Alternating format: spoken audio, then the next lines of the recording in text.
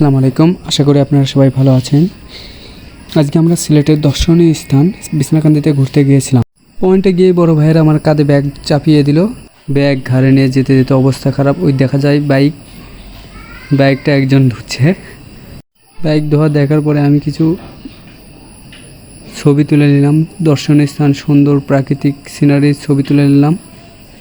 মিলন ভাই দেখে হাঁটছে আমার ছবি তোলা দেখে। এই জায়গাটা বর্ষার সময় অনেক ফেমাস, অনেক মানুষ ঘুরতে আসে। জায়গাটা দেখতে অনেক সুন্দর, প্রাকৃতিক সৌন্দর্য নিয়ে ভরপুর। নদীতে সবাই গোসল করে, আমরাও গিয়েছিলাম গোসল করার জন্য। এটা সবাই জোর করে আমাকে একটা সেলফি তোলালো। আমি সেলফি তুলতে তুলতে একটু সিনারি দেখালাম, ঘুরতেছি। ওই পাশে একটা আপু দেখি সেলফি আমাদের একটা বড় ভাই দেখি শৈশবের স্মৃতি চারণ করতেছে, মজাই কাটাচ্ছে। বাচ্চা চলে হয়ে গেছে আমাদের ভাই।